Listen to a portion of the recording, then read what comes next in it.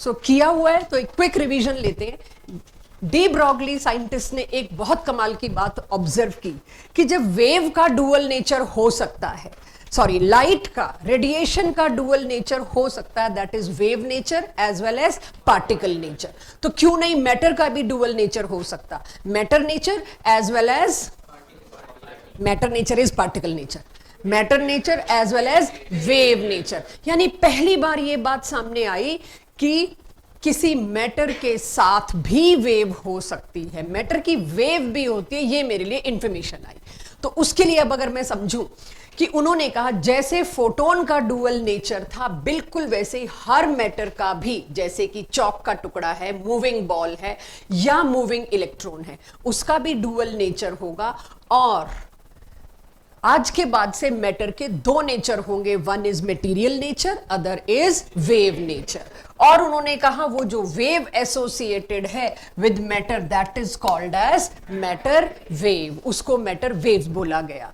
Wavelength, उस matter wave की wavelength तक की रिपोर्ट दे दी हमने, that is lambda is equals to h upon mv।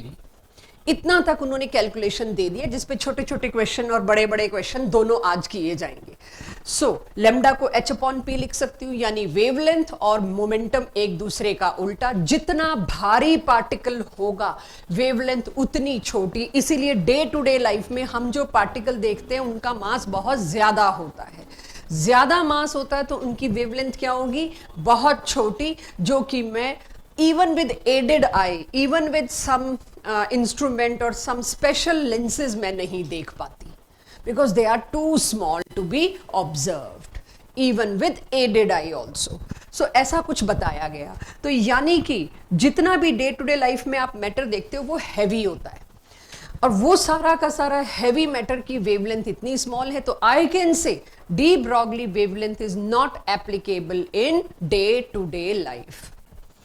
कोई भारी से भारी पार्टिकल की तो चलो वैसे भी नहीं देख पाओगे, लेकिन हल्के से हल्का पार्टिकल भी मैं ले आऊं एडेड आई के साथ तो भी नहीं देख सकते, ये वेवलेंथ आप नहीं देख सकते। इस बात पे समझौता कर लीजिएगा कि मैम 1 ग्राम का पार्टिकल मेरी आंखें देख सकती हैं, एक नमक का दाना मैं ले आऊं, आप देख सकते हो, जबकि वो 1 ग्राम का भी नहीं है, लेकिन उसको मैंने थ्रो किया तो उसकी वेव को भी आप नहीं देख सकते। तो matter wave is not visible to our eyes.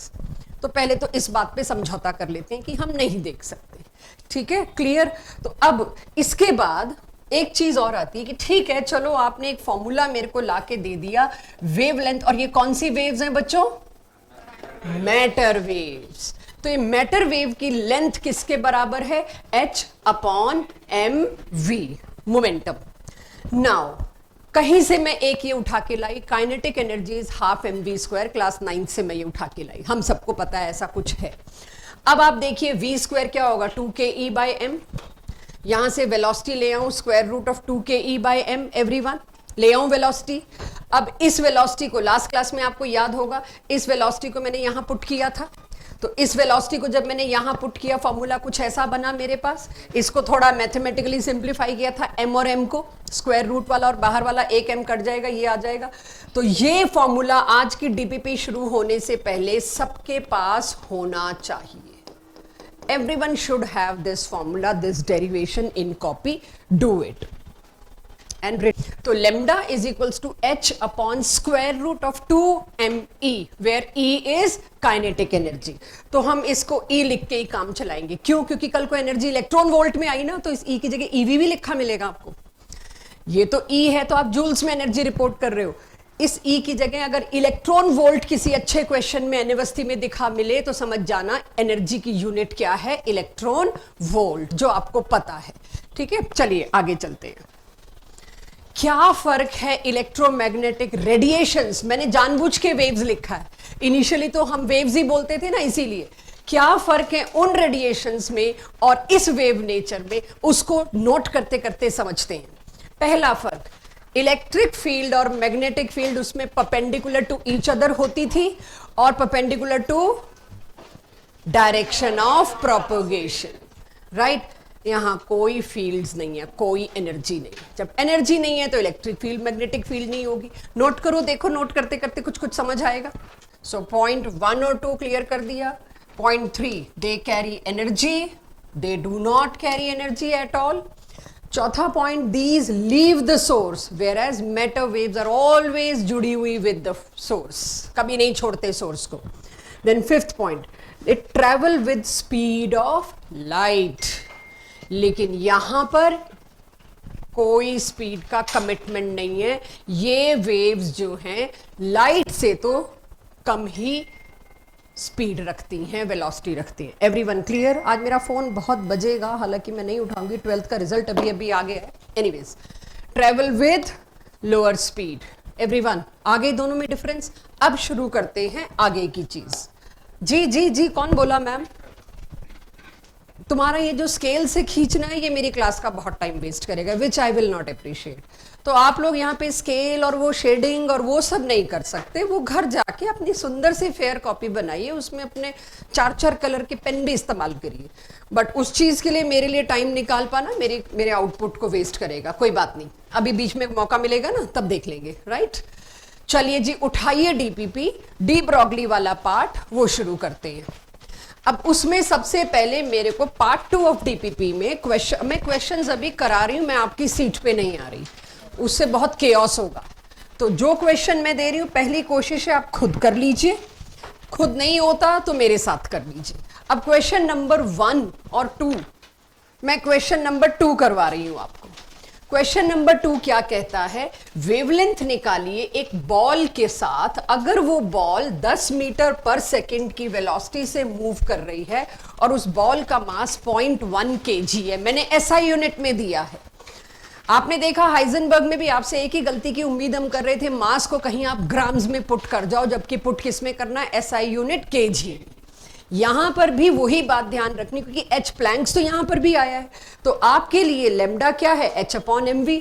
h की वैल्यू 6.6 इंटू 10 की पावर -34 आप पुट कर ही देंगे. अच्छा, जो लास्ट क्लास में एक और बात हुई थी, वो वो जो अप्रोक्सीमेशन को लेके h/4π था, तो उसका आप 0.5, मतलब अब सब लोग कह रहे हैं तो ले लीजिएगा, आप यूज कर लीजिएगा उसका 0.5 इंटू 10 की पावर, प्लीज उसे मत भूल जाना. लेकिन जब मैं एन अवस्थी के सिलेक्टेड क्वेश्चंस यहां कराऊंगी, जैसे ही चैप्टर पूरा हो जाएगा, मैं 175 क्वेश्चन है 175 से शुरू करती हूँ, कुछ 20 अच्छे क्वेश्चन लाती हूँ पीछे से. तो उसमें जब मैं आपके पास इस टॉपिक पे आऊंगी हाइजेनबर्ग पे, I will share another shortcut, electron volt वगैरह में जब हम चलेंगे, तो वो शॉर्टकट मैं अभी नहीं दे रही, तब आपके पास और इजी आ जाएगा. बट अभी आप जो बेसिक कर रहे हैं वो करते रहिए.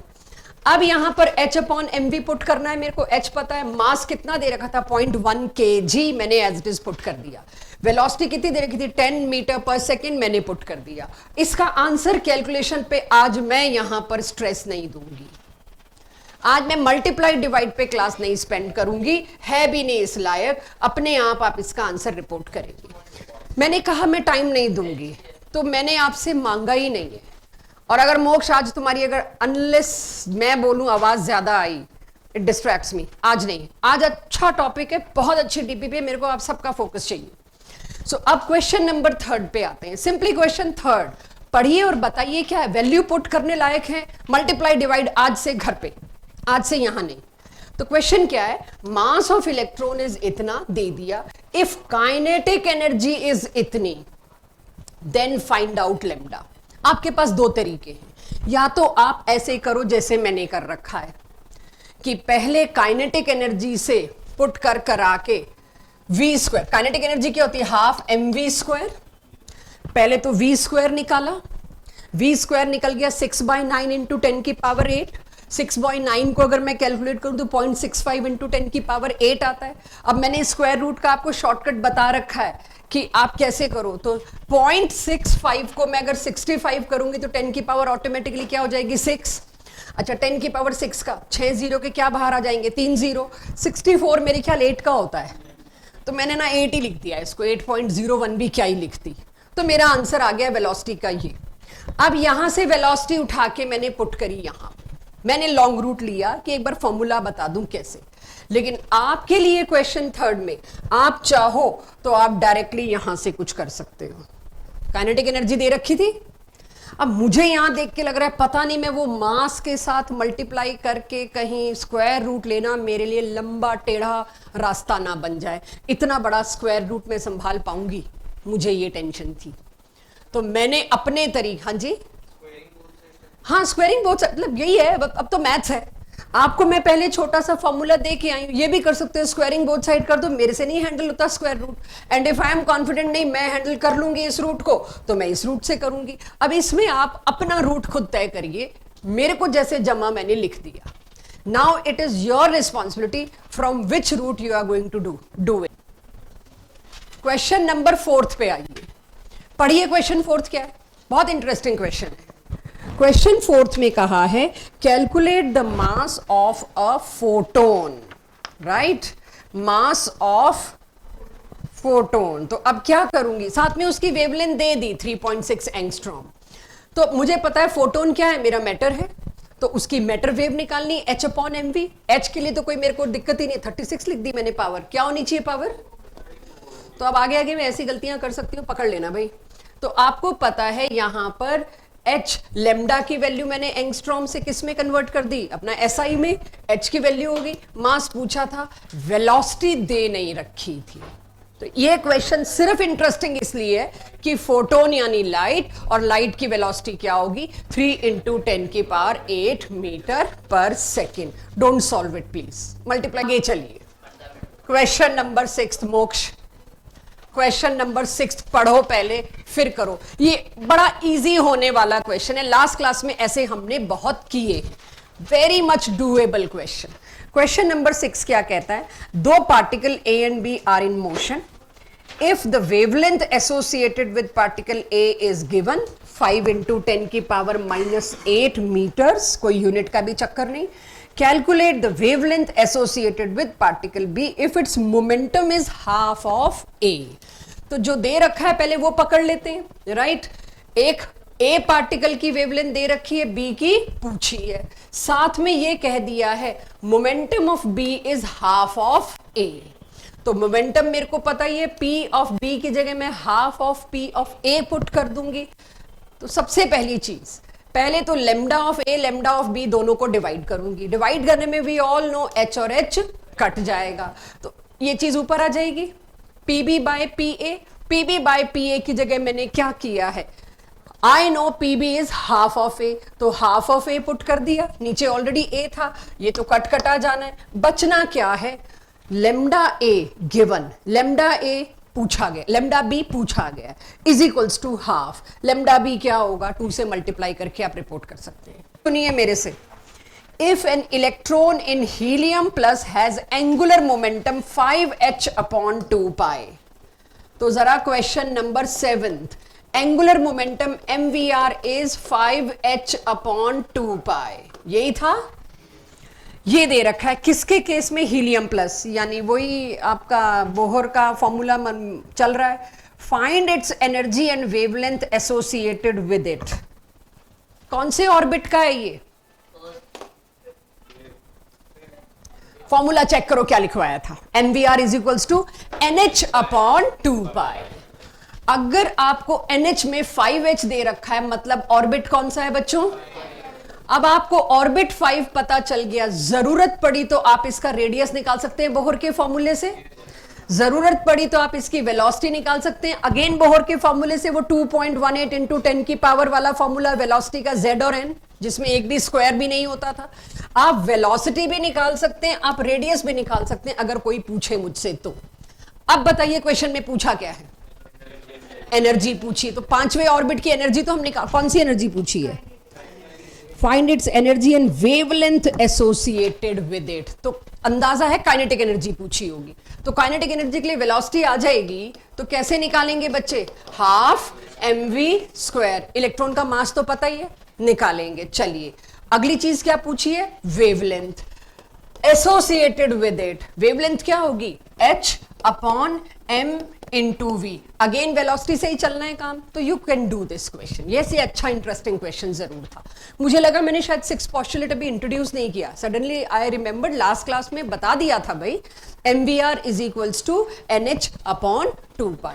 इसके मैं आज क्वेश्चन लाई हूं, बट मुझे नहीं पता था, मैंने सब्जेक्टिव में भी दे रखा है, तभी मैंने कहा आगे आ रहा है, तो अभी ऑब्जेक्टिव में 3-4 क्वेश्चन है इस पे, तो अच्छा है, वहां मेरी मेहनत बच जाएगी, कर लेंगे। नोटेड 7th क्वेश्चन, ताकि डाउट सेशंस का लोड कम पड़े आप पे, अगर 7th क्वेश्चन का रूट नोट कर लिया तो।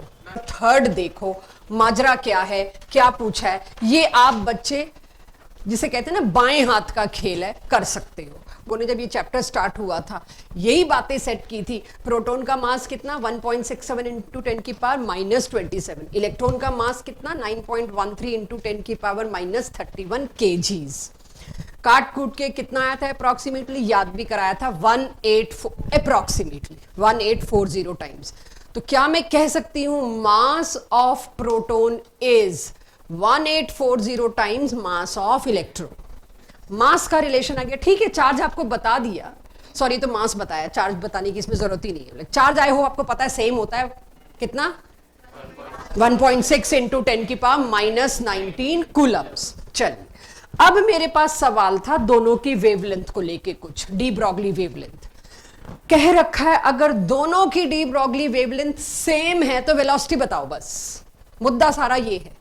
तो दोनों के लिए डी ब्रॉगली वेवलेंथ का पहले मैंने फॉर्मूला एप्लीकेबल किया, इक्वेशन 1 इक्वेशन 2, क्योंकि डी ब्रॉगली वेवलेंथ दोनों की सेम है, मतलब इक्वेशन 1 का आरएचएस और इक्वेशन 2 का आरएचएस सेम होगा, तो दोनों का आरएचएस सेम कर दिया। अब मुझे पता है एच और एच नहीं कट जाना है, यानी मोमेंट दोनों का सेम होगा, मोमेंटम दोनों का सेम होगा, एमवी एमवी। अब जब मोमेंटम दोनों का सेम है तो मेरे से पूछी गई थी प्रोटॉन की वेलोसिटी, तो इसको उधर ले गई मैं प्रोटॉन के मास को। नाउ आई नो इलेक्ट्रॉन और प्रोटॉन के मास का रिलेशन क्या है। प्रोटॉन 1840 टाइम्स हैवी था इलेक्ट्रॉन से, तो जो चीज हैवी है कितने टाइम्स वो नीचे लिख दिया 1840 इनटू वेलोसिटी ऑफ इलेक्ट्रॉन। अब क्वेश्चन में पहुंचेंगे, ये आपको दे रखी है, ये आपको पूछी है, जस्ट 1840 यूज करना है। ब्लू बॉक्स एक बार दोबारा समझा देती हूं। क्या आपको ये पता है प्रोटॉन का मास कितना होता है, इलेक्ट्रॉन का मास कितना होता है? ये मैंने इसलिए दिखाया कि पहले 2 लेक्चर में मैंने आपको यही कराया, आपको करना नहीं है, बट आप लोग भूल गए होंगे तो बहाने से याद दिला रही हूं। जब आप इसको डिवाइड करेंगे ना और आप सोचोगे जिस दिन मैं जेई देने होंगी वहीं जाके काट पीट लूंगी, तो इतना टाइम होता नहीं। तो आपके पास प्रॉपर डायरेक्ट क्वेश्चन भी आता है, proton is heavier than electron by how many times? Proton is heavier than electron by 1840 time. इसको काट के ये आएगा, जब इसको काट के ये आएगा नित्या, तो यहां मेरे को पता चल गया, इलेक्ट्रॉन को ऊपर ले जाऊं इधर, mass of proton is equals to 1840 times mass of electron. Proton कितना हैवी है, फिर से सोचो, एक प्रोटॉन तराजू के एक साइड रखा, मेरे को तो ऐसे ही समझ आता था 11th में, मैं बहुत स्लो लर्नर रही हूं। तराजू के एक साइड मैंने एक प्रोटॉन रखा, दूसरी साइड कितने इलेक्ट्रॉन रखने पड़े उसको बराबर करने के लिए? 1840। एक साइड 1840 इलेक्ट्रॉन रखे, दूसरी साइड एक प्रोटॉन रखा, वो तराजू मेरा बैलेंस होके आया। यानी प्रोटॉन और इलेक्ट्रॉन में कौन हैवी हुआ?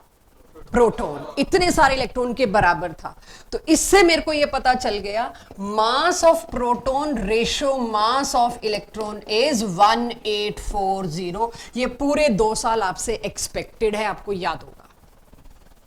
12th में तो ये पूछ भी नहीं सकते कैसे आया, 11th में कितनी बार भी पूछ लो, थोड़ा सा एक्सप्रेशन बदलेगा हमारा, लेकिन बता तो देंगे। 12th में you can not ask, time ही नहीं होगा, मतलब पूछने में खुद को ही लगेगा कि 11th खराब कर दी।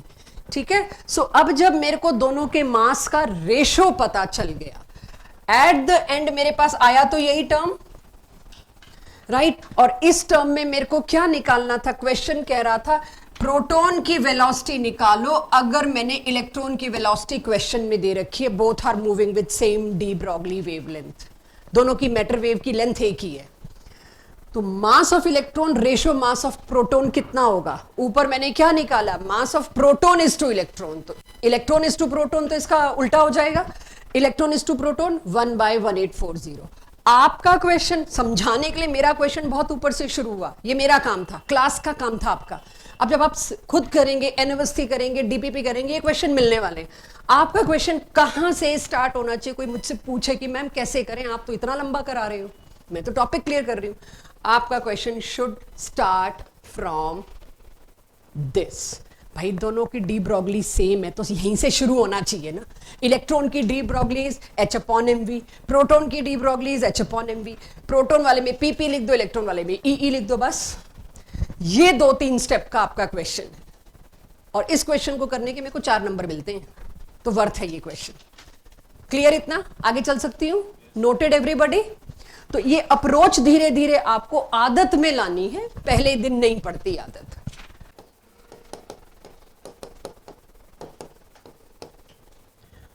ऑब्जेक्टिव क्वेश्चन है, सॉल्व नहीं करने के बजाय सीधे अगर मैं कहूं इलेक्ट्रॉन की टोटल एनर्जी इतनी दे रखी है, कौन से ऑर्बिट में है, मतलब सेकेंड। याद कराया था ना, पहली -13.4, दूसरी -3.4। अगर किसी को अभी ये जरूरत पड़ रही है कि मैं तो फॉर्मूले में पुट करके देखूं, तो गलत है। अगर आपको ये पता करना पड़ रहा है, हाइड्रोजन के लिए Z² नहीं लिखते, आप जानते हो इलेक्ट्रॉन वोल्ट में ये फॉर्मूला होता था, और फिर आप कर रहे हो अच्छा n² निकालना है, -13.6 -3.4, ये आया 4 तो n आया होगा 2। This is not your preparation then. अगर आपको अब तक याद नहीं, जबकि मैंने 2 लेक्चर्स पे इस पे बहुत जोर दिया था, पहला -13.6, दूसरा -3.4, और मैंने कहा था 4 लेवल तक याद रखो, बहुत फायदे में रहोगे। तो ऐसे ही बीच बीच में झटके दे दे के याद कराती रहूंगी। आपको ये कैलकुलेट नहीं करना है, खत्म बात। When you are attempting objective, देखते हैं जितना मैं सुन पाई।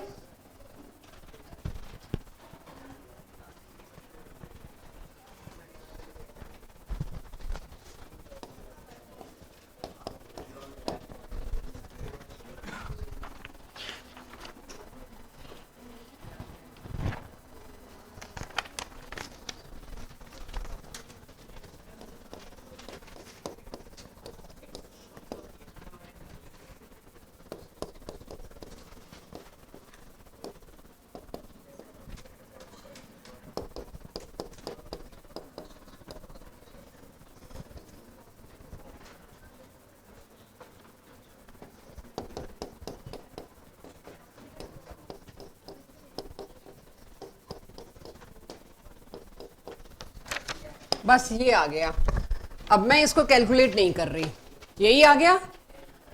अब इसको कैलकुलेट मैं नहीं कर रही, और आपकी मर्जी, आपको करने की स्पीड है आप कर लो, बट पूछा तो लैम्डा ही था, चेक कर लो।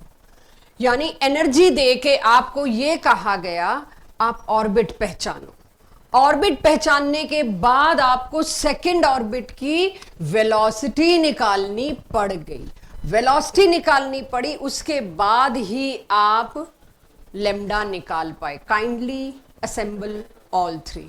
नंबर 5 आप पढ़ो, करो और मुझे बताओ। 3 पार्टिकल्स हैं, तीनों की एनर्जी दे रखी है, ये question 5। E1, E2 and E3। E1 दे रखी है इलेक्ट्रॉन की, E2 दे रखी है अल्फा पार्टिकल की, और E3 दे रखी है प्रोटॉन की। आपको पता है कौन सा हैवी होता है, बता चुके हो। इन तीनों की डी ब्रॉगली वेवलेंथ अगर सेम है तो काइनेटिक एनर्जी का ऑर्डर लगाओ। मुझे पता है लेमडा और काइनेटिक एनर्जी के जब भी क्वेश्चन आएंगे ना बच्चों, ये यूज करो, रिलेशन फायदा रहेगा ऑलवेज। तो अब इस क्वेश्चन में कहा है तीनों की wavelength, D Broglie wavelength same है, तो मैं क्या करूंगी, टेकिंग स्क्वायर बोथ साइड। देखिएगा मैं कुछ गलत तो नहीं कर रही, मैं इसको कुछ ऐसे लिखना चाहूंगी, energy is equals to h² upon 2m lambda square. Am I right? अब इससे मुझे पता चल रहा है energy is inversely proportional to mass, right? Inversely proportional to mass. जब मैं वेवलेंथ, डी ब्रॉगली वेवलेंथ के साथ इसको एसोसिएट करती हूं तो। अब बताओ 5th क्वेश्चन का आंसर, ए ऑप्शन। जो सबसे भारी है उसकी एनर्जी सबसे कम होगी, तो कर लेंगे बच्चे ये। चलिए 5th का ए ऑप्शन हो गया। 6th पे आइए, क्वेश्चन 6 कहता है wavelength of electrons waves in 2 different orbits. By chance 2 orbit आ गया तो कोई इसको सेकंड ऑर्बिट ना पढ़ बैठे, 2 अलग अलग ऑर्बिट्स में वेवलेंथ का जो रेशो है, ऑर्बिट नंबर 1 1 1 ऐसे कर देती हूं, केस 1 केस 2, उसमें वेवलेंथ का रेशो है 3:5। पूछा क्या गया, काइनेटिक एनर्जी का, तो अगेन आपको पता है, अभी अभी मैं लिखवा के आई, काइनेटिक एनर्जी क्या थी, H square upon 2m lambda square. कोई रीजन है जो फॉर्मूला बार बार लिख रही हूं, क्यों रटा रही हूं, कोई रीजन होगा ये, ठीक है। चलिए अब मुझे पता है एनर्जी का पूछा है, इसमें किसका पूछा है, सॉरी, बस तो अब आप कर ही लोगे लैम्डा स्क्वायर, अच्छा रेसिप्रोकल, तो now lambda 1 by lambda 2 is equal to मास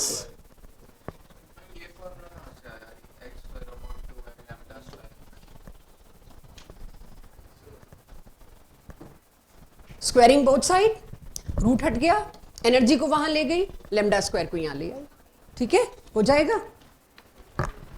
तो 6th क्वेश्चन में मेरे से एनर्जी का रेशो पूछा गया है बच्चों, तो बताओ आंसर बताओ सीधे।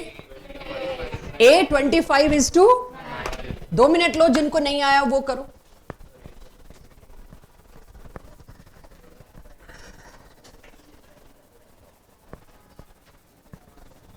कि स्क्वायर का क्या करते हो आप लोग, मुझे वो देखना है।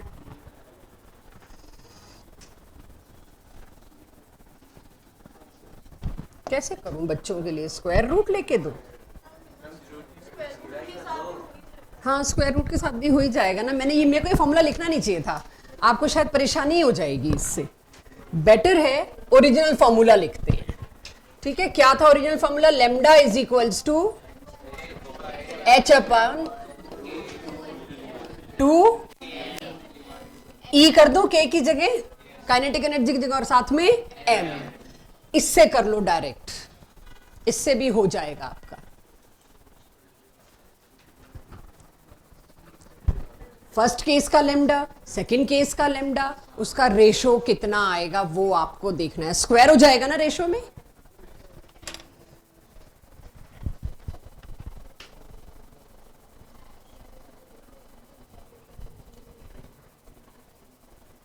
रेशो काइनेटिक एनर्जी का पूछा है, square root of kinetic energy का नहीं। आई होप ये ध्यान रहे। स्टिल पता नहीं मुझे कुछ एक्सप्रेशन से ऐसा क्यों लग रहा है कि अंजना बता दे, आगे ना बढ़। इस पे एग्री कर रहे हैं सभी लोग, चलो गुड। अब इसका रेशो पूछा है तो टेकिंग स्क्वायर बोथ साइड, ठीक है। यहां क्या था, 3/5 इज इक्वल्स टू, अब ये स्क्वायर बोथ साइड ले लिया तो E2/E1 हो गया। अब देखना ये पड़ेगा क्वेश्चन में, शायद E1/E2 पूछा है, तो अब आप इसका जब स्क्वायर करोगे तो क्या आ जाएगा आंसर, 25/9, क्योंकि मेरे से क्वेश्चन में पूछा इसका रेशो। तो आज तो बिल्कुल स्लो स्पीड से एक एक इसलिए करा रही हूं कि ये डीपीपी आप लोग ये ना कह सके, ये one of the very good DPP, ये ना कह सके हमें कराया नहीं मैम, आपने छोड़ दिया। तो धीरे धीरे आपको हैबिट डाल रहे हैं, बहुत बच्चे करके आए, that also I know. Question में हमें यूज क्या करना है, h lambda is equals to h upon m v, ये तो हमें पता है, डी ब्रॉगली का क्वेश्चन है। What is given in question is lambda is equals to 100 times velocity। पहले इस पे तय करो बात, पहले ये देखो, पहले इस लैंग्वेज को पढ़ो। आप पढ़ लिया सबने, अब मैं आगे बस कुछ नहीं कर रही, आप देखते जाइएगा क्या हो रहा है। यहां वेलोसिटी क्या हो जाएगी, lambda by 100। अब lambda is equals to h upon m into velocity की जगह मैं lambda by 100 पुट कर दूं, चलो कर दिया, गुड। इस पे तो यस आ गई, उधर ले जाऊं, lambda square is equals to h upon m. ये कंफ्यूजन मेरे क्वेश्चन के देने के तरीके से आए, इसलिए I am responsible for that. एक लाइन किसी वजह से डिलीट हो गई इसमें, जिसकी वजह से गड़बड़ आई, चेक। ना कोई कॉमा लगा रखा हमने कि हम पूछ क्या रहे हैं, हमने ये नहीं बताया हम पूछ क्या रहे हैं। सो ये क्वेश्चन की मिस्टेक थी, लेने का रीजन ही यही था कि इसमें पूरी एक लाइन डिलीट हो गई। 9th में सबसे पहले मैं देखती हूं h is equals to lambda into p पूछा है, तो लेमडा क्या था, h बाय पी, ठीक ही है, h is equals to lambda into p. फिर अब इसी के आगे आपको h अपॉन म्यू दे रखा है is equals to lambda into m. तो अब थोड़ा सा खोल लेते हैं इसको। अच्छा आप इसके लिए बोल रहे हो म्यू के v होगा, अगर v होगा तो सही है, देखो बस फिर ठीक है, v है, क्योंकि सिंगल करेक्ट आंसर है ना यार, मल्टीपल नहीं है। जब मल्टीपल होता है, सुनो, मल्टीपल होता है क्वेश्चन में मेंशन होता है, तो बेस्ट आंसर पे जाओ। अगर तुम्हें सिंबल की कंफ्यूजन है बस फिर तो आ गया। तो ये तो मैंने तो ऐसे करना था, कि अभी ये मत सोचना मैम वेलोसिटी इतनी दे रखी है, मास इतना दे रखा है, आप रिवर्स कर रहे हो, मैं कॉन्सेप्ट की बात कर रही हूं। अगर मुझे कहते हैं पार्टिकल ए की वेलोसिटी 0.25% पार्टिकल बी की वेलोसिटी, मेरे जैसा इंसान और आसान करने के लिए क्या करता है, परसेंट मतलब पर 100, बात नहीं, परसेंट मतलब पर 100। अगर पार्टिकल ए की वेलोसिटी 100 है तो पार्टिकल बी की वेलोसिटी कितनी होगी? मैं तो 100 और 75 लूंगी, डेसिमल लूंगी ही नहीं, क्योंकि जैसे ही मेरे जिम्मे कुछ ऐसा आएगा 75/100 वो आप कर लोगे 3/4। और अगर पार्टिकल ए का मास 100 है और पार्टिकल बी का मास 25% है तो 25। मेरा तो इसमें काम चलेगा, डेसिमल छूना ही नहीं मैंने। और जहां 100/25 आएगा तो वहां पर क्या आ जाएगा? अगर 100/25 की नौबत आई सीधे 4। तो वो अब आपको देखना है मास वेलोसिटी में क्या आता है आपके पास। परसेंटेज को जैसे मर्जी हैंडल करो, लेकिन एट द एंड अगर 0.75 को आप 3/4 ले रहे हो और 0.25 को आप 1/4 ले रहे हो, you have reached to the place you are expected to. कि 0.75 को बहुत कम लोग बातों बातों में डे टू डे लाइफ में 3/3 बोलते हैं, बहुत रेयर बोलते हैं। कहीं लिखा होता है ना इस कफ सिरप में 75% ये है, तो 75% को वैसे सोचते रहेंगे कितना है, लेकिन सीधे 75% का मतलब क्या है? 3/4, 4 में 3 हिस्से इसके हैं और 1 हिस्सा पानी का है। इस तरह से अगर आप करेंगे तो ये क्वेश्चन इज सक्सेसफुल। और उन्हीं लोगों को थोड़ा सा डिटैच्ड फील हो रहा होगा इस वक्त जो डाउट सेशंस में बिल्कुल नहीं आते, क्योंकि काफी लोग अब डाउट सेशंस में आके इसके कहते हैं ना एक्लिमेटाइज हो चुके हैं इस चीज के, और सूनर द बेटर। जितनी जल्दी आप एक्लिमेटाइज हो जाएंगे उतना अच्छा है इन सब कैलकुलेशन के। तो 13 तक हम लोग पहुंच गए। 5.3 इज इट्स आंसर। 16 के लिए कोई कह रहा था पहले, 17 मैंने तैयार कर लिया है, but 16। If a light of wavelength lambda hits the moving electron, अगर मूविंग इलेक्ट्रॉन को लाइट जो हिट कर रही है उसके फोटोन या कह लीजिए उसका जो लैम्डा है वो मेरे को लैम्डा ही दे रखा है, ठीक है। मुझे बताइए मेजरमेंट में जो अनसर्टिनिटी है, क्लास हुई थी शायद जिसमें बात हुई थी, आप वेवलेंथ जिस वेवलेंथ से आप हिट कर रहे हो उसकी पोजीशन में uncertainty is plus minus lambda. तो तभी मैंने कहा था जितनी बड़ी वेवलेंथ लोगे उतनी पोजीशन गड़बड़ होगी, जितनी छोटी वेवलेंथ लोगे उतनी पोजीशन प्रिसाइज आई थी। हुई थी ये बात क्लास में। अब आपका latest model, very simple model, very easy model, लेकिन अब इसमें जो कहानी पूरी सुननी है उसमें फोकस पूरा चाहिए मेरे को। कहानी मतलब शॉर्डिंगर की जो कैलकुलेशन है वो एक पूरी मोटी किताब है, उस पर आपको पोस्ट डॉक्टरेट करनी पड़ेगी, डॉक्टरेट भी नहीं, पीएचडी के बाद भी कुछ होता है, तो वो आप नहीं कर रहे हैं, आप उतना कर रहे हो जितना आपका सिलेबस अलाउ करता है। Wave mechanical model of atom given by Schrodinger. Scientist Schrodinger की ये इक्वेशन उसी इक्विपमेंट के बराबर थी, उसी टेक्नोलॉजी के बराबर थी जिस टेक्नोलॉजी ने घुस के इलेक्ट्रॉन के साथ जुड़ी हुई वेव को ढूंढना चाहा। यानी जब साइंटिस्ट डी ब्रॉगली मुझे कह गए हैं कि हर मैटर के साथ वेव है और इलेक्ट्रॉन एक मैटर है, एवरीवन मूविंग मैटर है, हाइजेनबर्ग ने कह दिया इसकी एग्जैक्ट पोजीशन निकालना इम्पॉसिबल है, आप निकाल ही नहीं सकते, तभी तय कर लिया था कि नहीं निकालना जी। फिर क्या करें, इस इलेक्ट्रॉन के साथ इसकी एक वेव एसोसिएटेड होगी, जो मैंने आपको कहा था चूहे के साथ उसकी पूंछ एसोसिएटेड है, इस इलेक्ट्रॉन के साथ उसकी वेव एसोसिएटेड होगी। शॉर्डिंगर ने कहा इसको नहीं ढूंढ सकते, कोई बात नहीं, आई हैव अ टेक्नोलॉजी जिसमें आपकी आंखें नहीं चाहिए, आपको देखना नहीं है, मेरे पास एक ऐसा फॉर्मूला, ऐसी कैलकुलेशन है जिससे आपको पता लग सकता है न्यूक्लियस से कितनी दूरी पर उस इलेक्ट्रॉन के साथ जुड़ी हुई वेव का सिग्नल हाईएस्ट था। तो जितना स्ट्रॉन्ग सिग्नल मिला होगा मतलब इलेक्ट्रॉन वहीं कहीं आसपास घूम रहा है।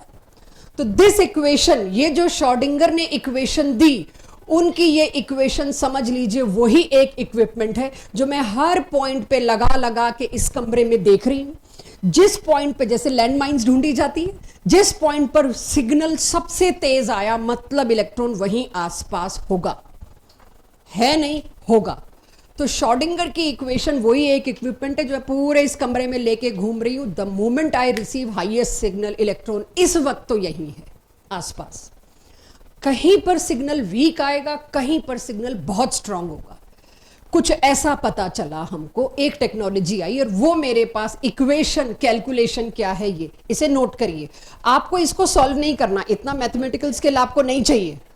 आपको क्या करना है, आपको इसको नोट करना है, याद करना है। This is del. I hope सबको आगे जाके मैथ्स में डिफरेंशियल का सिंबल होता है डेल, ये मिल जाएगा और बायो वालों को ढूंढने की भी जरूरत नहीं है। So this is del square psi divided by del x square.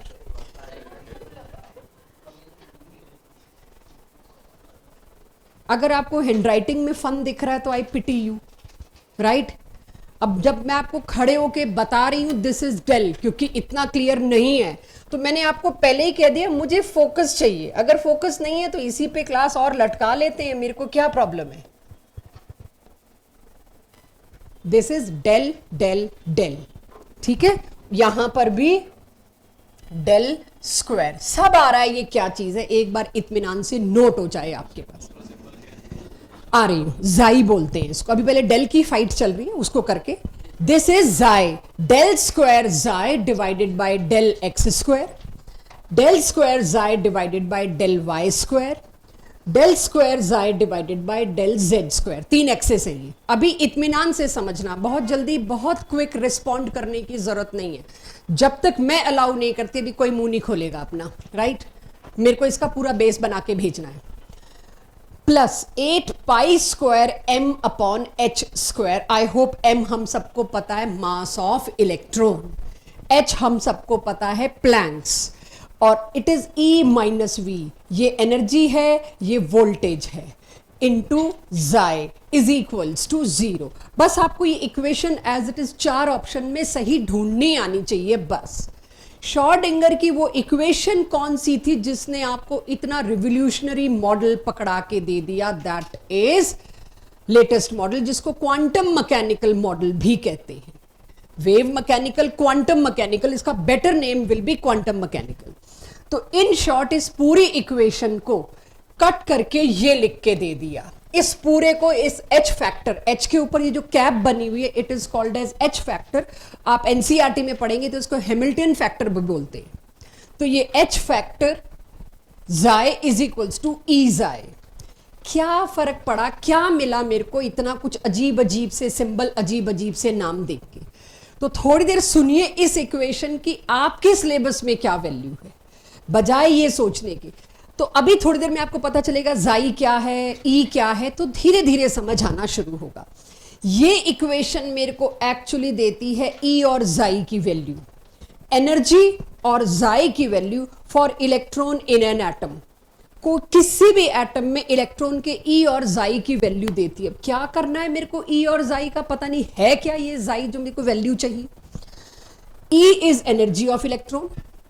Energy of electron Schrodinger ने दोबारा निकाल के दी, बोहर की नहीं, उन्होंने दोबारा निकाल के दी। अगर बच्चों मेरे को ऑर्बिट की एनर्जी का आइडिया लग जाए, कहां इलेक्ट्रॉन घूम रहा है उसकी एनर्जी का आइडिया लग जाए, तो ये तो बता सकती हूं वो पहले ऑर्बिट में होगा, दूसरे में होगा कि तीसरे में होगा। ये तो बता सकते हैं कि मेरे को एनर्जी क्यों चाहिए। एनर्जी के आइडिया से, एनर्जी की वैल्यू से एक ही बात का आइडिया लगेगा, भी आइडिया वर्ड बोल रही हूं, एक ही बात का आइडिया लगेगा। इलेक्ट्रॉन दूसरे ऑर्बिट में घूम रहा था, इलेक्ट्रॉन चौथे ऑर्बिट में घूम रहा था, क्योंकि अब मैं मल्टी इलेक्ट्रॉन सिस्टम की बात कर रही हूं। 130 इलेक्ट्रॉन भरूंगी अब मैं कल से, नेक्स्ट क्लास से। तो आई सेड समथिंग ना, सीधे बैठो, मेरे ड्राइंग रूम में नहीं हो जो वोट लगा के बैठे हो, सीधे जी।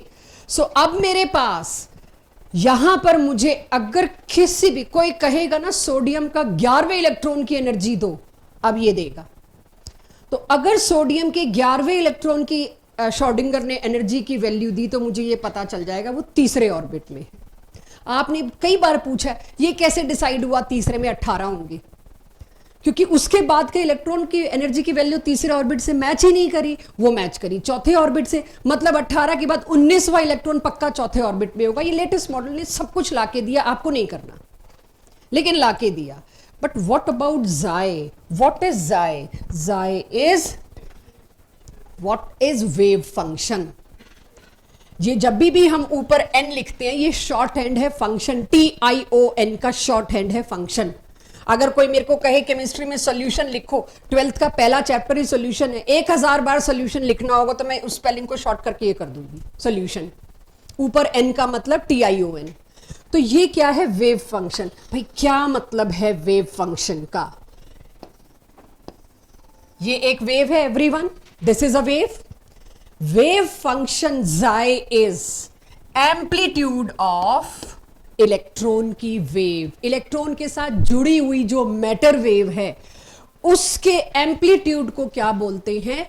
xi। बस कितना बड़ा सिग्नल उतना बड़ा xi, जितना छोटा सिग्नल उतना छोटा xi।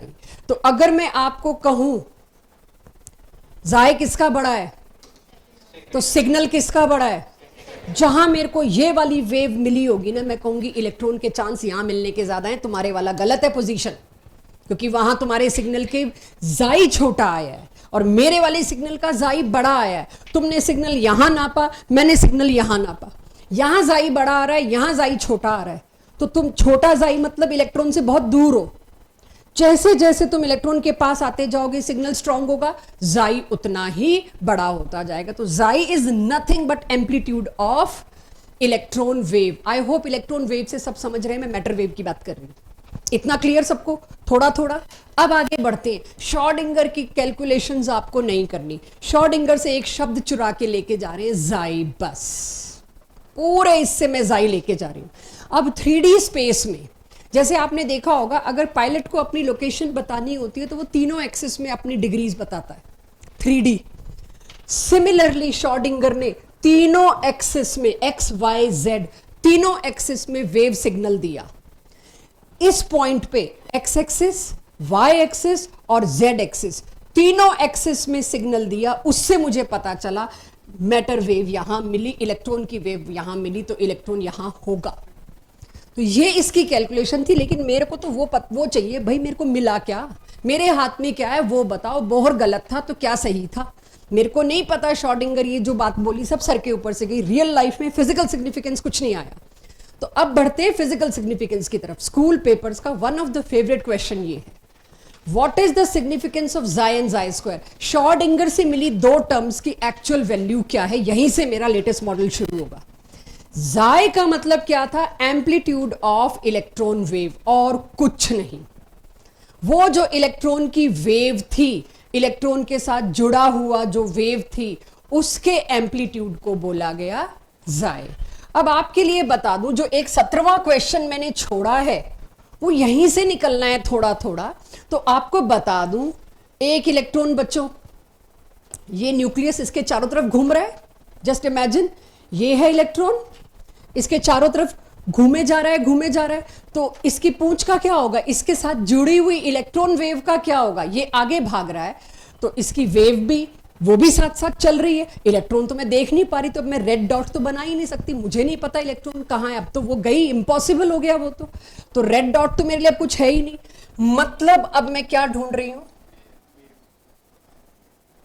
वो जो 17वां क्वेश्चन मैंने छुड़वाया उसमें 2πr लिखा है, सरकमफ्रेंस। तो वो धीरे धीरे धीरे जब ये मॉडल पूरा होगा तब आप 17वां क्वेश्चन कर पाओगे। सो अभी के लिए इलेक्ट्रॉन घूम रहा है, मतलब उसकी वेव घूम रही है, जिंदगी भर घूमता रहेगा अनलेस यू डिस्टर्ब इट। तो अगर एक ऑर्बिट में इलेक्ट्रॉन घूम रहा है जिसको तुम ढूंढ ही नहीं पा रहे, अब लेटेस्ट मॉडल कह रहा है हम इलेक्ट्रॉन ढूंढ ही नहीं रहे, हम उसकी वेव ढूंढ रहे हैं। जहां वेव जितनी प्रोमिनेंट मिली, इलेक्ट्रॉन पक्का वहीं आसपास ही है।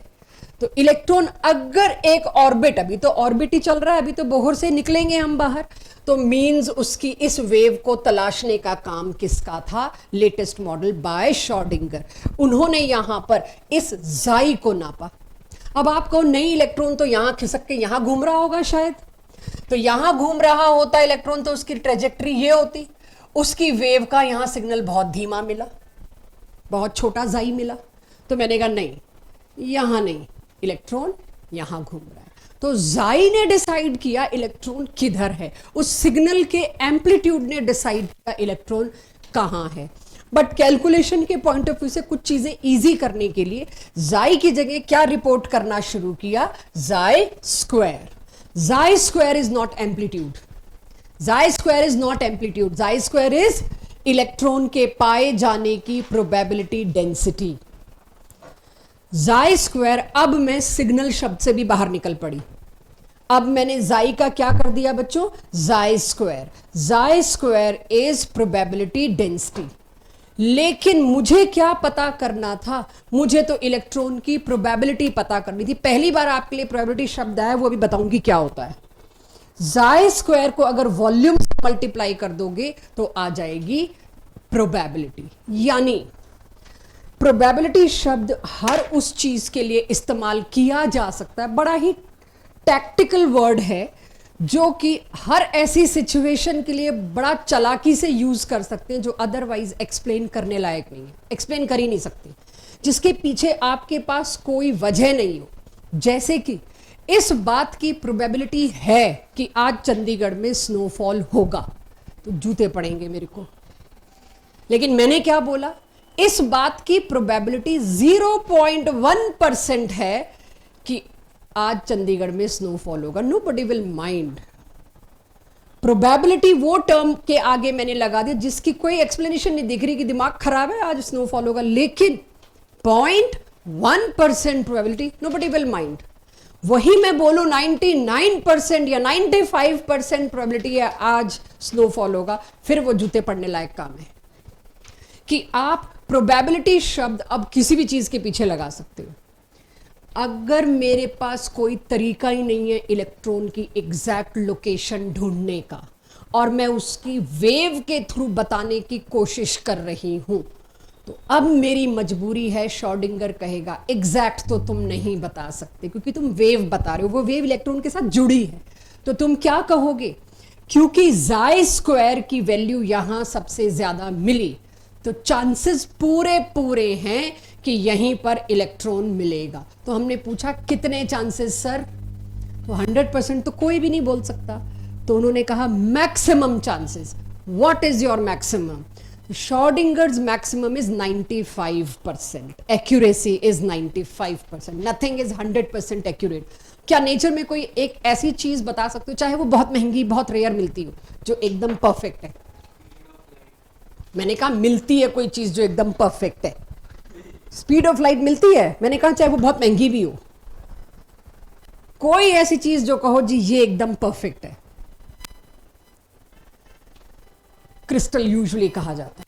क्रिस्टल इज मोस्ट एक्सपेंसिव, चाहे वो डायमंड का हो चाहे वो जो भी हो, कि वो परफेक्ट है, वो भी परफेक्ट नहीं है। नेचर में, I am not talking about calculations colour, I am talking about matter.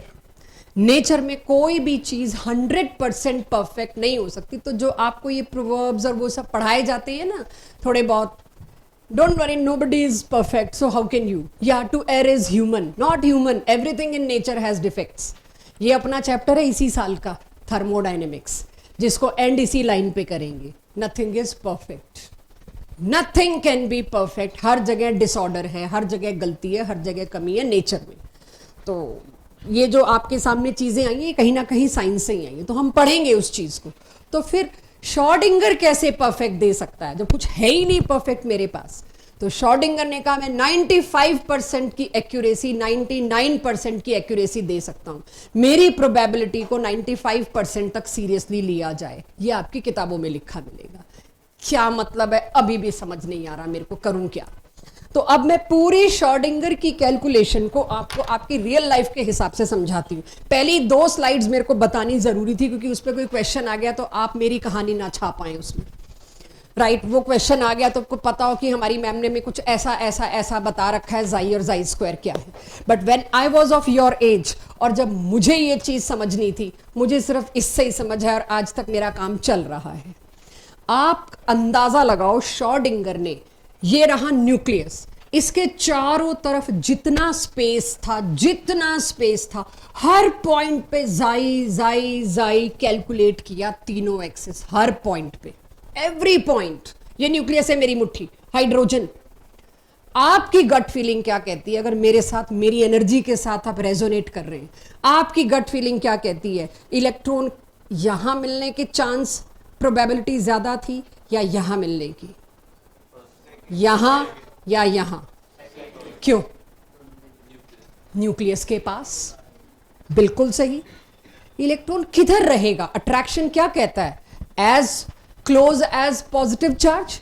तो अब मेरी गट फीलिंग भी यही कहती है। तो अब क्या करते हैं हम, ये रहा न्यूक्लियस, और श्रोडिंगर को कहते हैं आप हर पॉइंट की कैलकुलेशन बताओ। श्रोडिंगर ने इस पॉइंट की बताई, इसकी बताई, देखना यहीं पड़ेगा, मेरा हाथ दुख जाएगा, प्रभव जो लिख रहे हो उसका कोई फायदा नहीं है, यहां आ जाओ। हर एक पॉइंट की कैलकुलेशन उन्होंने स्पेस में बताई, जो मेरा हाथ जहां जहां जा रहा है, दीज आर द पॉइंट्स जहां उन्होंने कैलकुलेट करके दिया एम्पलीट्यूड जाई का स्क्वायर तो हम कर ही लेंगे। अब किस पॉइंट पे क्या प्रोबेबिलिटी आई उसको समझने के लिए थोड़ी सिमिलर सिचुएशन इमेजिन करते हैं। समझ लीजिए श्रोडिंगर की इक्वेशन एक कैमरे का काम कर रही है, आपको दिखा रही है। श्रोडिंगर की इक्वेशन मेरे लिए कैमरा ही तो है कि मैं देख पा रही हूं, शायद यहां है। श्रोडिंगर की equation is just like a camera, और वो कैमरा किसके ऊपर रखा हुआ है, एटम के ऊपर, जिसको आप देख नहीं सकते। हर एक पॉइंट पर उन्होंने प्रोबेबिलिटी ढूंढी, यहां पाए जाने के चांसेस 95% है, यहां 98% है, या 92% है, या 82% है। प्रोबेबिलिटी ढूंढ के दी। उसकी बात को अब मैं अगर समझूं, आपने कभी ट्रांसपेरेंट शीट्स देखी है, ट्रांसपेरेंसीज? प्रोजेक्टर पे जब भी कोई हमें प्रेजेंटेशन देनी होती है तो ट्रांसपेरेंट शीट्स पे हम बनाते हैं और एक प्रोजेक्टर पे रखते हैं, और वो क्योंकि ट्रांसपेरेंट शीट होती है, ब्लैक मार्कर से उस पर हमने ड्रॉ कर रखा होता है, तो सामने जो प्रोजेक्टर पे आता है ब्लैक कलर का पूरा वो डायग्राम आ जाता है, something like this. Transparent sheet जैसे कि आपका ये ट्रांसपेरेंट पाउच है, देना। तो जो आपका ये ट्रांसपेरेंट पाउच है, समझ लीजिए ऐसी एक शीट है, उसके ऊपर आपके एटम की फोटो खींच के दे रहा है कैमरा। कैमरा कौन है मेरा, श्रोडिंगर की इक्वेशन। तो अब जब उसकी मेरे को एक एक करके transparent sheet, square transparent sheet ली मैंने, उस पर फोटो खींची और फोटो उस ट्रांसपेरेंट शीट पे छाप दी। पहली शीट जो बनेगी उसमें न्यूक्लियस की जगह मैंने बनाया प्लस, और उसने किस पॉइंट पे प्रोबेबिलिटी दी वो मैंने बताया। तो सपोज ऐसी हर अलग अलग अलग अलग, यानी कि हर बार जब मैंने एटम की, ध्यान से सुनिएगा, हर बार मैंने जब एटम की फोटो खींची और ट्रांसपेरेंट शीट पे उसको छाप के रखा, हर बार इलेक्ट्रॉन अलग जगह मिला, क्योंकि घूम रहा है, हर बार अलग जगह मिला। हर ट्रांसपेरेंट शीट में डॉट अलग जगह आया होगा। ऐसी 1000 शीट्स बनाई मैंने, 1000 पॉइंट्स बनाए श्रोडिंगर ने, 1000 पॉइंट्स पर कैलकुलेट करके दिया। यानी कि 1000 फोटोग्राफ्स अगर आपने एटम की खींची, हर बार इलेक्ट्रॉन की लोकेशन अलग आई, क्योंकि आपने खींची फोटो। उन सभी ट्रांसपेरेंट शीट को एक के ऊपर एक के ऊपर एक के ऊपर एक के ऊपर ढेर बना के रख दिया, स्टैक, सब में न्यूक्लियस सेम लाइन पे। और अब उसको ऐसे ऊपर से देखोगे तो क्या दिखाई देगा, न्यूक्लियस तो सबका एक ही जगह ब्लैक मार्कर से बना हुआ, एक के ऊपर एक के ऊपर एक, चाहे उसमें बीच में आप निडल भी डाल दीजिए पूरी। हर एक फोटो में डॉट अलग जगह होगा। ये नेहल मैम ने बना तो दिया है, बट ये ऐसा बनना नहीं चाहिए। मैं आपके सामने बना रही हूं कैसा बनना चाहिए, राइट। हर 1000 ट्रांसपेरेंट शीट में न्यूक्लियस बीच में है, किसी एक शीट में डॉट यहां आया, राइट। हर शीट में मुझे क्या, हर ट्रांसपेरेंट शीट में मुझे क्या मिलता है, इलेक्ट्रॉन की लोकेशन अलग अलग। तो जब हमने 1000 शीट्स को एक के ऊपर एक रखा, तो कहीं पर यहां भी मिलेगा डॉट आया। अब क्या करूं, प्रोबेबिलिटी। लेकिन जब मेरे को श्रोडिंगर ने कहा है कि आप किस बात को सीरियसली, मेरी किस कैलकुलेशन को सीरियसली लोगे, जिसकी वैल्यू जाए की, जाए स्क्वायर की अप टू 95% आ रही है, 95% से कम अगर आ रही है तो वो लोकेशन सही नहीं है, वो एक्यूरेट नहीं है, वो काफी गलत है। एक्यूरेसी इन्होंने कहा कहां तक है मेरी, 95% तक। तो इसका मतलब ये है, आपको मेरे डायग्राम से देख के पता चल रहा होगा, बहुत बार ये डॉट किसके पास ज्यादा मिले हैं बच्चों, न्यूक्लियस के पास। जैसे जैसे न्यूक्लियस से दूर जाने लग गए, डॉट्स कम हो गए। इसका मतलब इलेक्ट्रॉन के पाए जाने के चांसेस 1000 में से 900 बार तो यही थे, राइट।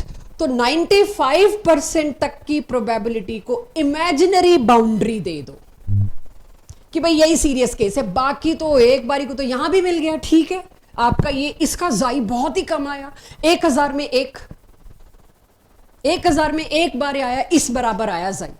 तो इलेक्ट्रॉन के पाए जाने के मैक्सिमम चांस कितने जगह पर मिले, इस इमेजिनरी बाउंड्री मैंने दे दी। इस इमेजिनरी बाउंड्री को, ये था पूरा स्पेस में 3D, इसको उन्होंने कहा ऑर्बिट तो नहीं बोल सकते क्योंकि ऑर्बिट के साथ क्या वर्ड जुड़ गया, सर्कुलर। तो इसको मुझे क्या बोलना पड़ा, नया word orbital. Orbital is 3D space around the nucleus where probability of finding electron is maximum, that is up to 95%। तो यानी अब शॉर्डिंगर ये नहीं कह रहा है पहले ऑर्बिट में घूम रहा होगा, शॉर्डिंगर कह रहा है पहला इलेक्ट्रॉन हमेशा पहले ऑर्बिटल में घूमेगा, उसके पाए जाने के चांसेस इस पर्टिकुलर जोन में मैक्सिमम है, यहीं मिलेगा। इसके अंदर आप एग्जैक्ट लोकेशन नहीं दे रहे अभी, यानी फर्स्ट इलेक्ट्रॉन ऑफ हाइड्रोजन और any atom will be in first orbital. अभी आप जो क्लैरिटी चाह रहे होंगे वो आएगी नहीं, वो अगली क्लास में आएगी, या अगर आज फिजिक्स की छुट्टी कर दो 6 बजे तक दे दो तो आज पूरा मॉडल करा के भेजती हूँ, राइट? वो पॉसिबल नहीं है। लेकिन ऑर्बिटल क्या होता है ये भूल के नहीं आएंगे अगली क्लास में। ऑर्बिटल क्या होता है, इट इज, और ये डेफिनेशन पूछी जाती है, it is 3-dimensional space around the nucleus where probability of finding electron is maximum, that is up to 95%। ये बन जाए तो बताइए। स्फेरिकल, स्फेरिकल वो कहाँ आ गया, अभी तो ऑर्बिटल की डेफिनेशन आई, अभी पहला ऑर्बिटल दूसरा ऑर्बिटल, तभी मैंने कहा अगर फिजिक्स छोड़ो आज 6 साढ़े 6 तक दो तो करा दूंगी, मतलब मजबूरी है मेरी। अगर मेरे को पता होता आज सारी क्लास डी ब्रॉगली की कर आई है डीपीपी, जो मुझे पता है नहीं कराई, तो आज खत्म था लेटेस्ट मॉडल, बट मेरे को सेंस हो गया था क्लास में कि मेरे को करानी पड़ेगी। सो डोंट वरी, अब तो आप क्यूरोसिटीज के साथ सोना सीख गए होंगे अब तक, तो you can sleep with these. Sleep आप छोड़ के जाते हो यहाँ भाड़ में गई, अगली क्लास में बात करेंगे क्या होता है ऑर्बिटल, अभी बस छुट्टी करो, ठीक है? चलिए, एनीवेज कोई बात नहीं, अगली क्लास तक आपको इतना बढ़िया क्लैरिटी आ जाएगी ना कि आप ये सोचोगे कि मैम पहले आपने बोहर पढ़ाया क्यों, पहले ये क्यों नहीं पढ़ा दिया। यू आर गोइंग टू से दिस। और वो हिस्सा अब शुरू हो रहा है चैप्टर का जिसकी आप कभी रिवीजन नहीं मांगने वाले जिंदगी में, आप हमेशा रिवीजन मांगेंगे, बोहर रेडबर्ग पढ़ा दो और थोड़ा बहुत फोटो इलेक्ट्रिक, इसको क्या ही पढ़ाओगे, इसमें था ही क्या, ये होने वाला है, ठीक है? Most easy. इसीलिए हम जो टेस्ट लेते हैं ना, चैप्टर टेस्ट, उसमें इस हिस्से के सबसे कम क्वेश्चन रखते हैं क्योंकि इसमें आपको गलती ही नहीं करते। टेस्ट का पर्पज क्या है, लड्डू की तरह नंबर बांटना तो नहीं है, टेस्ट का पर्पज है जहां आप गलती करते हो उसको पकड़ना, यहां गलती होती नहीं, इसलिए इसके बहुत कम क्वेश्चन मिलते हैं। उड़ा दोगे तुम, है ही कुछ नहीं। असली क्वेश्चन अगर इस चैप्टर के आपसे गलत होने हैं, वो होने अच्छा है ना, 50-60% एनावस्थी इसी में उड़ जानी है। इसके क्वेश्चंस तो तभी कहते हैं। इसके बाद 2 लेक्चर, आज मेरे को स्टाफ ने बोल दिया मैम 2 लेक्चर बाद चैप्टर खत्म है, इनका टेस्ट तैयार करो। मैं कहा नहीं मैं 2 के 3 तो लगाऊंगी, अभी एनावस्थी का टाइम देना है इनको, नहीं तो 2 लेक्चर बाद मैं खड़ी हूँ खाली, अगला चैप्टर साथ के साथ शुरू हो जाएगा। सो लेटेस्ट मॉडल के एक ही दिन में हो जाएंगे आपसे क्वेश्चन, एक ही दिन में। सो अब सबसे पहली जरूरत भाई, ऑर्बिट और ऑर्बिटल में फर्क क्या होता है।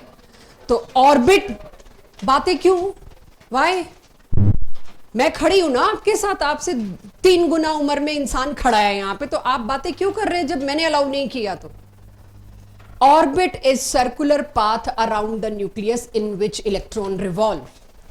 ऑर्बिटल इज, जो डेफिनेशन पीछे लिखी चिपका देना, जरूरत नहीं है दोबारा लिखने की।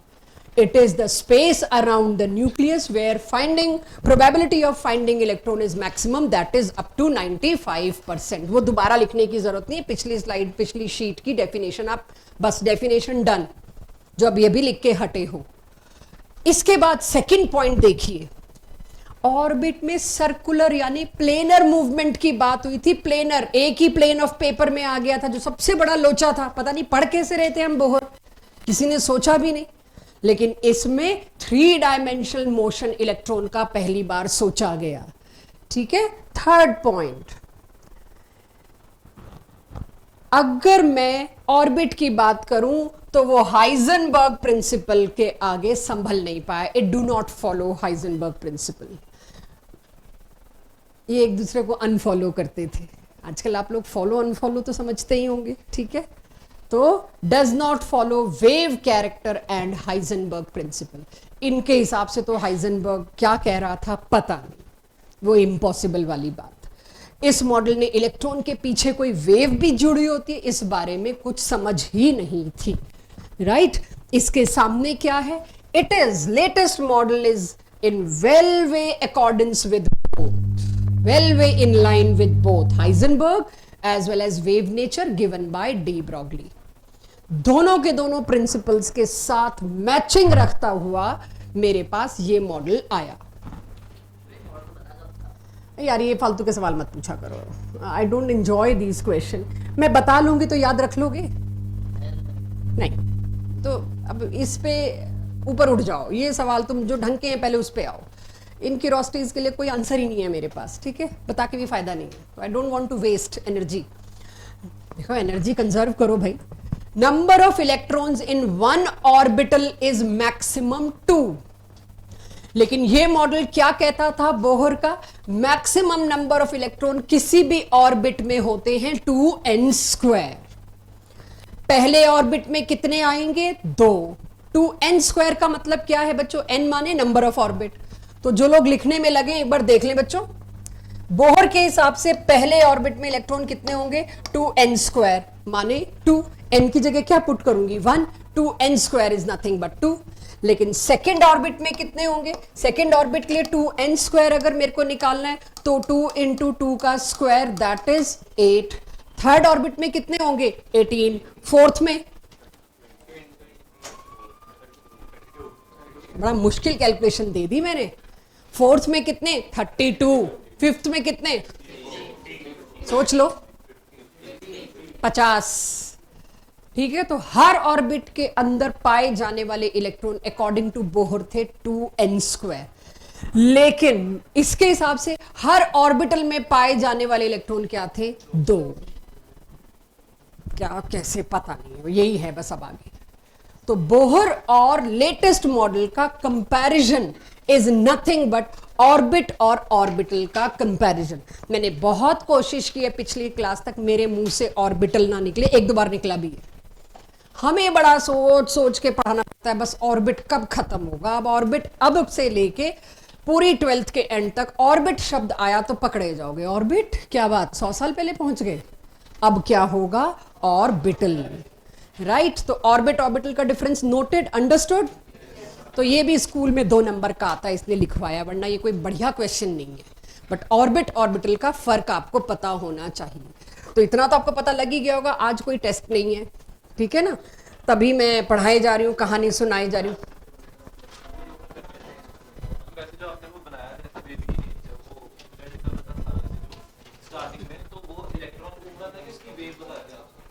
ये अब इलेक्ट्रॉन को तो मैं देख ही नहीं सकती ना। अब इलेक्ट्रॉन की बात करूंगी तो फिर मैं कैसे काम चलाऊंगी?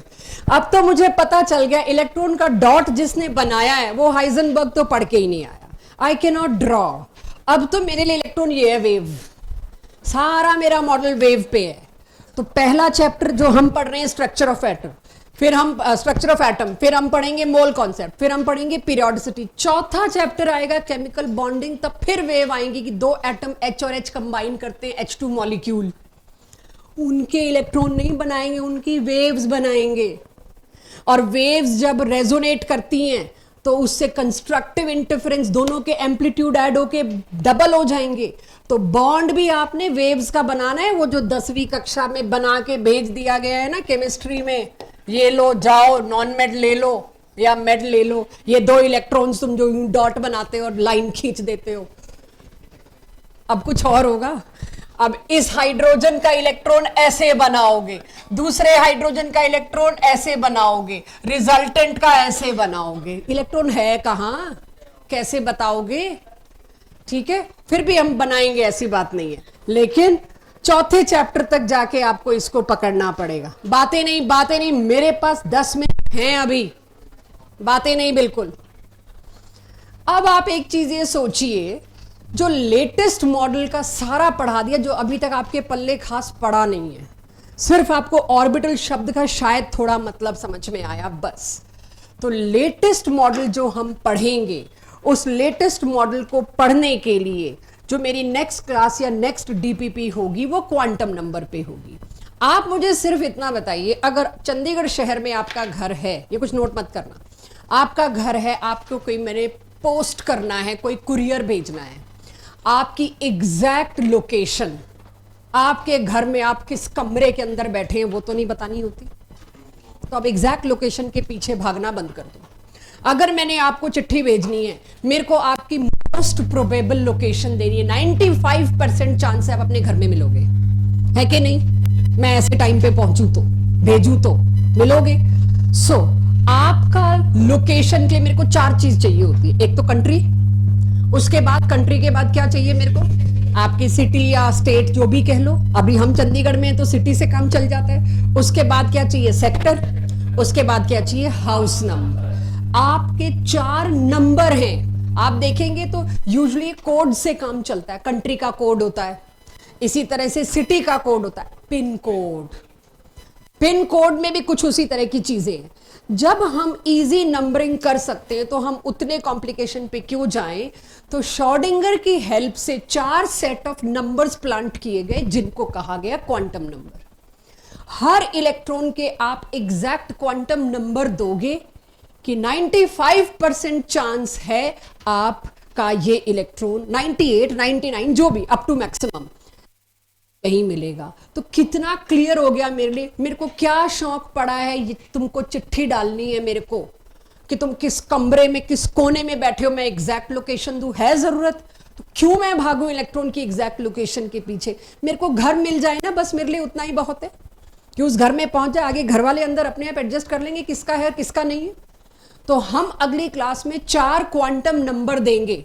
एक का नंबर होगा 1 2 3 4, दूसरे का नंबर होगा 0 1 2 3 4, तीसरे का नंबर होगा -1 0 और 1, चौथे का नंबर होगा +½ और -½ बस ये नंबर्स आपको देने। उन नंबर्स को देखते ही आपको ये पता चल जाएगा, या मेरा अगली क्लास में आपसे सवाल होगा, यूरेनियम में अगर 90 इलेक्ट्रॉन है, मेरे को 37th इलेक्ट्रॉन का एड्रेस दो। तो तुम 37th इलेक्ट्रॉन के चारों क्वांटम नंबर मेरे को दोगे। This is how Schrodinger will turn the model into